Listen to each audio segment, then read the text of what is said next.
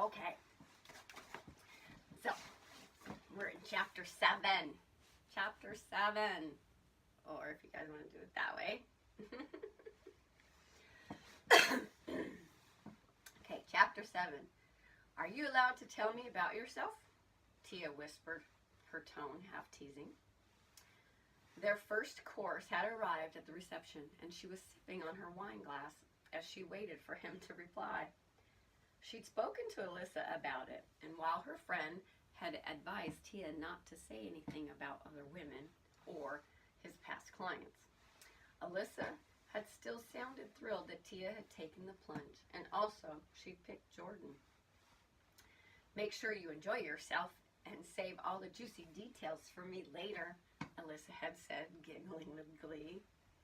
Tia had thankfully taken the time to do some reading up on the escort etiquette and understood that Alyssa had advised there were some questions that were bad taste and off limits, like why was he doing this, getting paid to provide companionship to unknown women, especially when he looked like someone from a designer cologne ad, like a guy who could easily be found on one of those Forbes top 10 CEO lists or something. Come to think of it, his pastime as a high-priced escort probably bought him a better lifestyle than she could boast of as a PR rep. Whatever the case, he suited her needs just fine. Damn, it was hard taking her eyes off him, even for a second.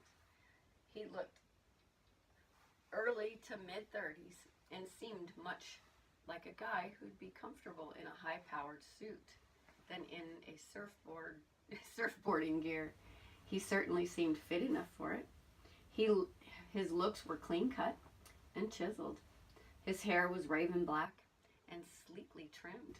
His clothes appeared very expensive, tasteful, and well-fitting. She glanced at his hands, wrapped around his wine glass, and shivered. They certainly looked capable of providing pleasure. If one could just tell by looking, they were nice, blunt-tipped man hands, well manicured, with a nice dusting of dark, silky hair on the surface, trailing up past the band of his expensive-looking watch and into the sleeve of his shirt and jacket. Tia was intrigued. He really was superbly kept, but then, being a gigolo, a male escort, or whatever it was proper to call him, must pay well enough in his case. He seemed to take his good time before replying to her question as he wiped at his lips with his napkin. Of course, he said, at last, smiling easy. What would you like to know? She glanced around at the other couple seated at their table to make sure they were absorbed in their own conversations. Oh, just the normal things, she said, shrugging. The things you find interesting, your pursuits. I simply want to know what you're like. He chuckled softly, tipping his glass at her. I was made to believe this evening was about what you like. His eyes were held over hers, the rim his eyes held hers over the rim as he took a long sip. Then he added meaningfully, this is meant to be all about you, Tia. Your needs, your desires, your wish, as they say, is my command. She rolled her eyes, even as she went a little pink. No, seriously, I'm curious. I mean, no offense, but you do come across as really educated and refined. The guy in the profile. She took her head suddenly, sitting back when she saw his expression. Look, I've offended you. I'm sorry. It's not my business to pry. I'm sure it's rude or disrespectful in some way. I'm just trying to find out why a man like you would, and why a woman like you would, he returned in the same tone, smiling playfully. Tia exhaled on a laugh, returning as his smile was inclining her head, slightly in acknowledgement. Touché. All right, Jordan. Personal questions are off limits on both sides. So what exactly would you be able to tell me about yourself?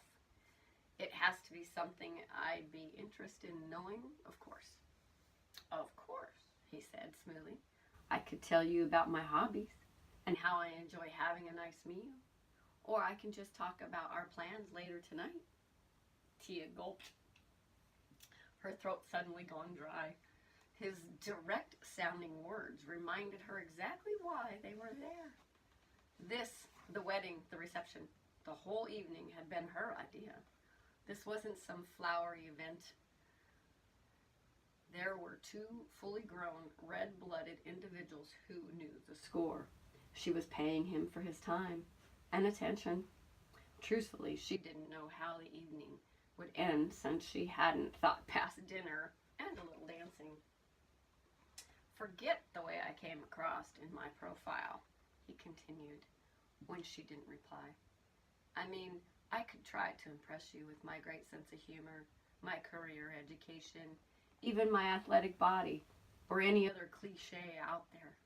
No, that's crap, and tonight is going to be far more than that. Someone told me this a long time ago. He was supposed to be some kind of expert on ladies. My grandfather. He said to me, a woman is not made to figure you out or to figure her out.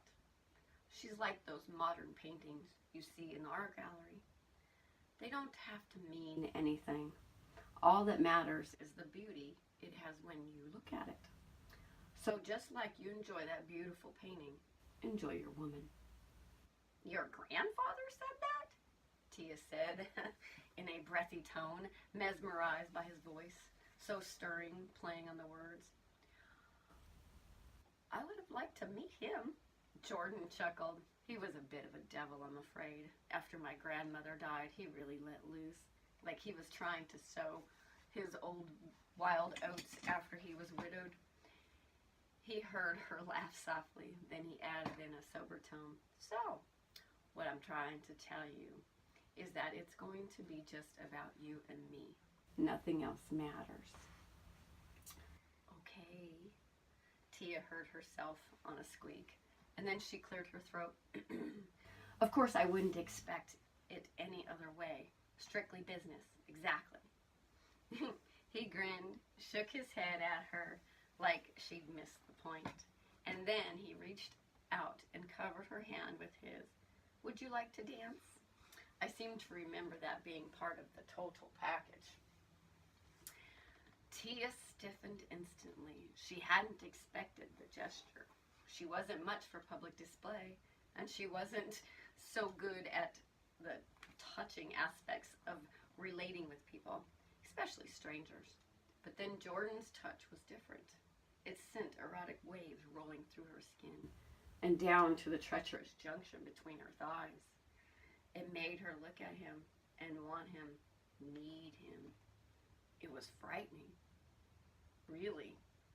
Like from the moment she glimpsed his photo on that website, she'd been hooked on him, spellbound.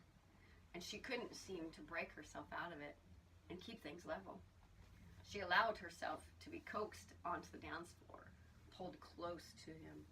She drew in a deep breath, smelling the musky scent of his aftershave. Do you desire me? He asked softly, gazing into her eyes.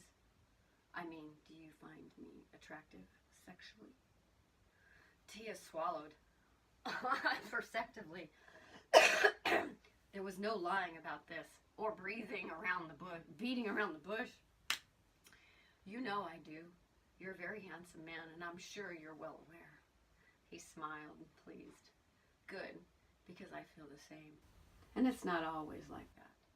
For many, it's just a job, but it's not that way with you. I can sense that. Thanks, I think, she said with a nervous laugh, trying not to squirm as his thumb began brushing caressingly over sensitized skin of her knuckles. Oh my God, I think I'm getting wet. Just with him stroking my hand, she thought. She really needed to get a serious grip. He was a professional, Tia had to remind herself. It was all part of his skill set, to know how to thrill a woman, with his touch, his voice, his words. That was his stock and trade, to make a woman feel wanted. And yet, here he was telling her it wasn't just business as usual with her. He was telling her this was different, special. But then he probably said that to all his clients, that inner voice told her. So Tia valiantly warned herself to be on guard and keep her emotions locked safely away. Tonight was almost over. Her boss had gone big-eyed in the receiving line when Tia had introduced Jordan as her new fiancé. So overall, the night had been a raging success. Jordan had been worth every cent. Mission completed. That was the end of chapter 7.